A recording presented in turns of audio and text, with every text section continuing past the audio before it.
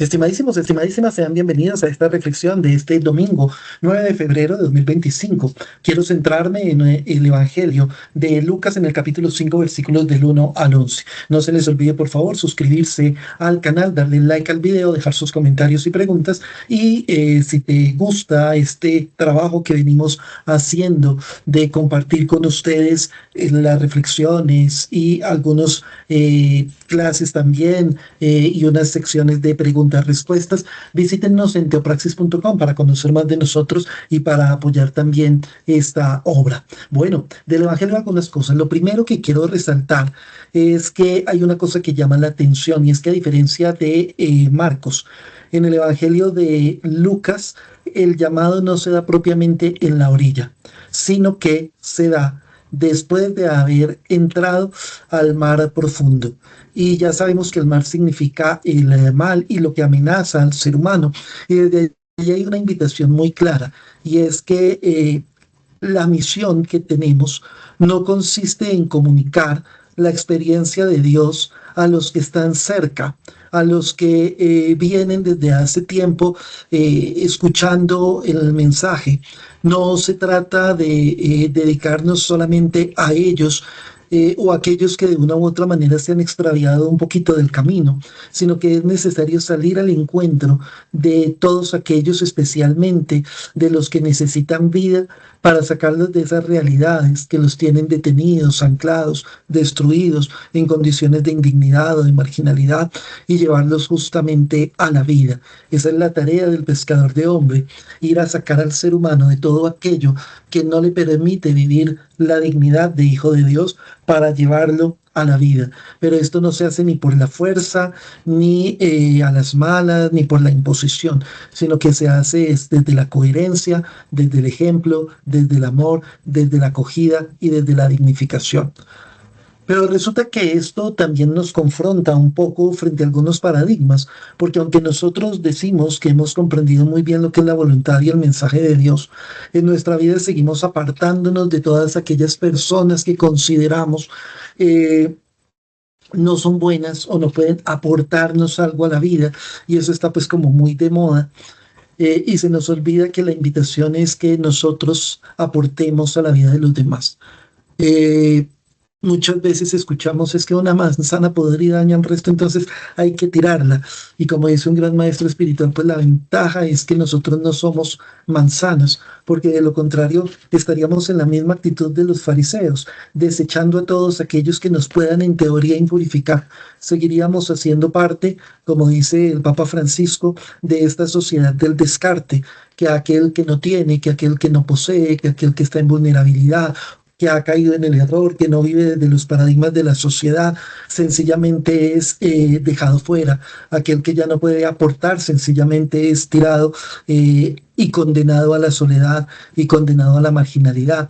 Y la invitación es todo lo contrario. Tengamos en cuenta una cosa: si nosotros estamos bien cimentados en Dios y en la experiencia, no podemos desviarnos fácilmente de allí, porque eso quiere decir entonces que la semilla del reino no ha tenido realmente un impacto en nosotros. Pero si estamos edificados realmente en la experiencia y nuestra vida gira en torno a Él, pues no tenemos ningún riesgo de perdernos, y al contrario, tenemos mucho para compartir, para ayudar, para aportar.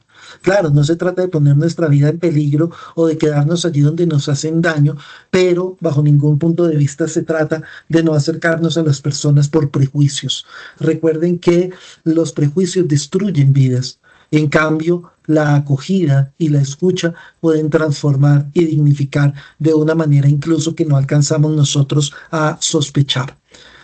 En algunas líneas teológicas se defiende mucho la pobreza material como un requisito para la experiencia de Dios y para el seguimiento mismo de Dios, y se coloca casi que como una característica indispensable del discipulado. Nos han presentado a un Jesús pobre y a sus discípulos en las mismas condiciones de miseria, pero realmente esto no es así, y cuando uno entra en un estudio serio del contexto, realmente descubre que muy seguramente es todo lo contrario. Algunos dicen es que Jesús nace en un pesebre. Esto en el Evangelio de Lucas. En Mateo nació en una casa. Ambos lugares simbólicos. La casa que representa a Israel, el pesebre que también está relacionado con el lugar de los pastores para presentarlo justamente como cordero y como pastor. Pero resulta que más allá de eso, si nosotros nos vamos al relato, el relato cuida en decir que no nace en un pesebre porque no tuviesen con qué pagar, sino porque no había lugar en donde se pudieran quedar, porque todos los hospedajes estaban llenos.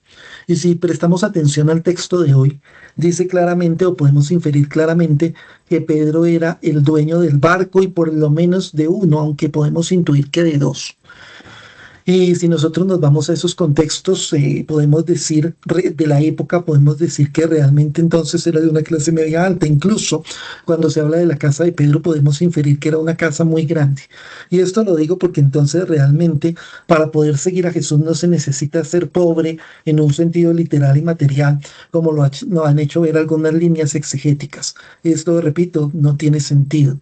Lo que sí se convierte en un impedimento para vivir la experiencia es el anclaje o el apego a el dinero, a la riqueza, pero no solo allí, sino a cualquier tipo de anclaje que nos quiera o pretenda brindar una falsa seguridad y que no nos permite movernos y que no nos permite ser libres y que no nos permite vivir la experiencia. Ya hemos visto cómo muchas personas están ancladas en las tradiciones y mediaciones religiosas, lo cual les hace imposible comprender y vivir la revelación del Dios verdadero y de la voluntad verdadera de Dios manifestada en Jesús.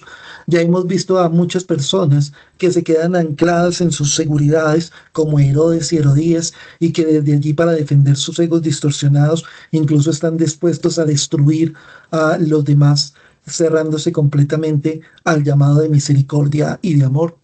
Hemos visto también algunas personas que se quedan ancladas en sus seguridades cognitivas y en sus conocimientos y desde allí se cierran y no viven la experiencia de Dios que nos invita a estar siempre en movimiento, en crecimiento, en confrontación, en aprendizaje, en desarrollo de nuestras capacidades y por ende en libertad. Y es interesante ver cómo Pedro es un hombre que se nos muestra acá en el texto libre y dispuesto. Le ofrece a Jesús lo que tiene, sus barcos. Al mismo tiempo, después le ofrecerá también su casa y se convertirá en algunos momentos en escenarios de curaciones y de enseñanzas. Es aquel que a pesar de que conoce muy bien su oficio, permite que Jesús le diga que haga algo que incluso para él es traído de los cabellos y aún así lo hace confiando en él. Es el hombre que se dispone y esa disposición y esa confianza en la persona de Jesús es lo que lo va a llevar a lograr esa pesca abundante. Y llama la atención que solo después de ese encuentro con Jesús y que después de haber visto su acción y que después de haber tenido su experiencia, empieza a sentir el arrepentimiento. El arrepentimiento a nosotros nos lo han colocado como algo indispensable para acercarnos a Dios y realmente es todo lo contrario. Después de experimentar su amor, su acogida, su misericordia, su voluntad, es que nos sentimos confrontados y por ende terminamos arrepintiéndonos de la manera en que hemos vivido para conectarnos con una nueva forma de ser y de existir. Ahora bien, hay otros elementos que me llaman poderosamente la atención. En esa pesca milagrosa hay una presencia-ausencia de Jesús que es muy interesante. Jesús los manda a ir mar adentro a echar las redes, lo hacen, vuelven. Jesús pareciese incluso que les da indicaciones desde la orilla. No sabemos si permaneció en la barca o no. El texto deja esa situación ahí abierta y eso nos deja ver que realmente es una experiencia auténtica, porque de la misma manera nosotros tenemos esa experiencia de ese Dios que nos habita, pero somos nosotros quienes tenemos que conectarnos y obrar en la vida, ¿cierto? Por nosotros mismos y hacer la misión por nosotros mismos y vivir desde la experiencia por nosotros mismos y pescar a los seres humanos por nosotros mismos y llevar a la vida a los demás por nosotros mismos. Continuando entonces la experiencia que Jesús tuvo y la vida que Jesús tuvo haciendo lo que él hizo. Otra cosa que llama la atención es que el texto reconoce que lo que Jesús enseña es palabra de Dios y en ningún momento, repito, es un texto bíblico, sino es su propia experiencia de ese Dios misericordioso, de esa condición filial que nos lleva a vivir en la fraternidad. Y por último, hay otro elemento interesante, exegético, simbólico, y es que aparecen dos barcas que para algunos exégetas significa en ese primer cristianismo la necesidad de que las dos vertientes, la judaizante, que quería que para ser cristiano tocaba primero ser judío, y la otra entraran en sintonía para poder cumplir la misión. Entonces ese elemento también está detrás, si bien es un dato más exegético académico.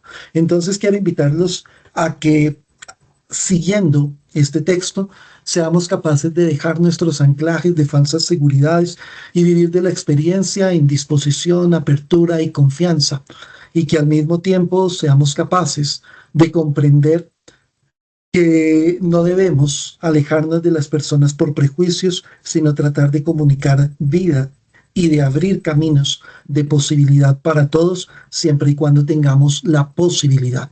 Gracias y que Dios los siga bendiciendo.